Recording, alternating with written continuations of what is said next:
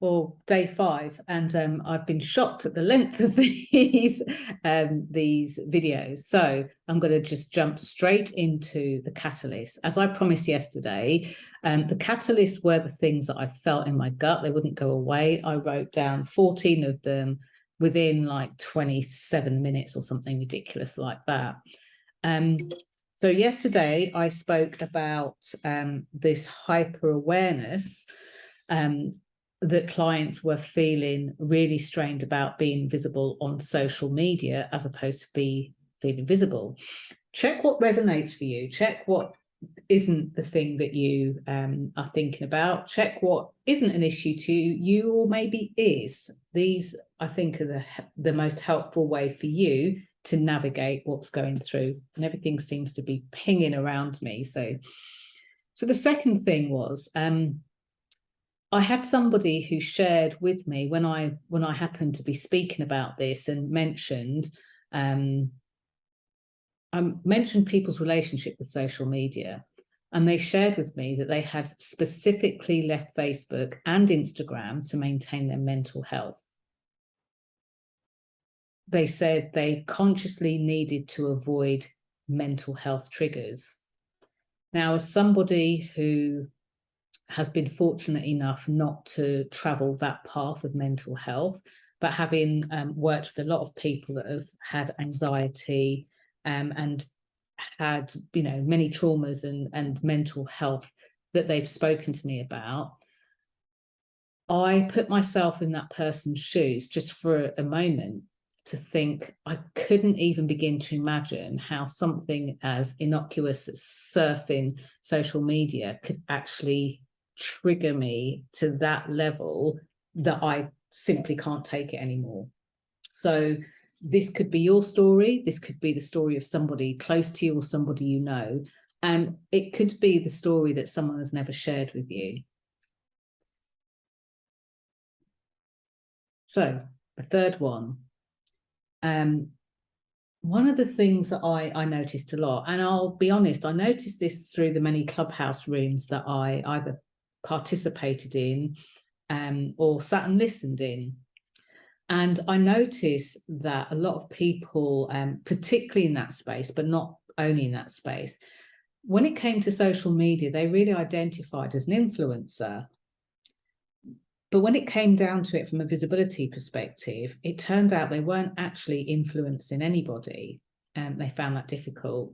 Some of them shared how they had these massive audiences and found it difficult to monetize their business as an influencer, despite having, some of them had like over 40,000. I remember one had over 75,000. And a couple of them had over 100,000, yet they were finding it difficult to monetize it.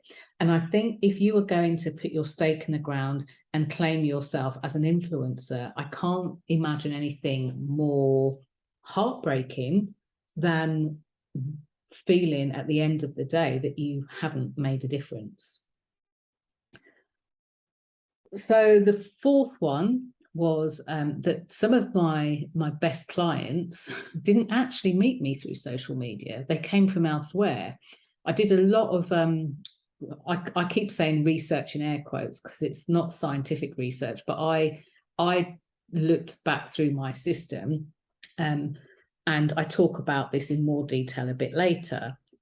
I looked back through my system, and I realized that a lot of people and a lot of companies, and remember that some people didn't know me, they worked with me, they were validated that I had a footprint online. They could see that I was a real person, not a ghost, but they didn't actually come through there. Now, word of caution, for me and my business, this was huge. If you are having people find you through social media, maybe you've got paid ads and they're finding you and working with you and paying you, I wouldn't then say, oh, well, you might want to get off social media. I would say, really look at your strategy. So for anyone who's aspiring to start a business, has got a business, or even maybe you're doing the business and working, be really clear where people come from. And if you don't know, as part of your visibility plan, which is the glue between marketing and sales, make sure that every person that works with you, you find out where they came from. Now, if you're doing this digitally online, maybe you've got an online platform, it's a little bit easier. There are metrics that can capture that.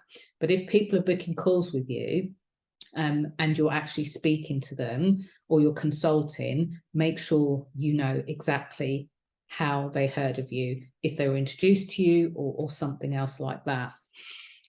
So the first catalyst from the previous audio was this hyper awareness that people were feeling extremely upset and emotional about being on social media, more so than about being visible. And that related a lot to their content that they wanted to create and share. People choosing to leave platforms like Facebook/Meta and Instagram to maintain their mental health and consciously avoid mental health triggers. That took my breath away, even just kind of relaying that back to you.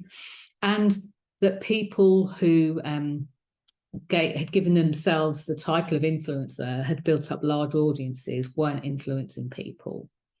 And then the realization for me personally that a lot of my clients didn't actually originate through social media. They came from elsewhere.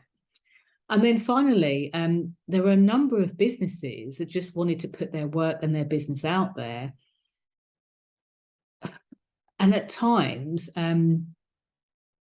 I felt almost like I was having to push and persuade people to make sure that they got why they should be visible on social media. And actually, when we strategized and looked at the best way to get them out in the world, there were far better ways for many of those people. So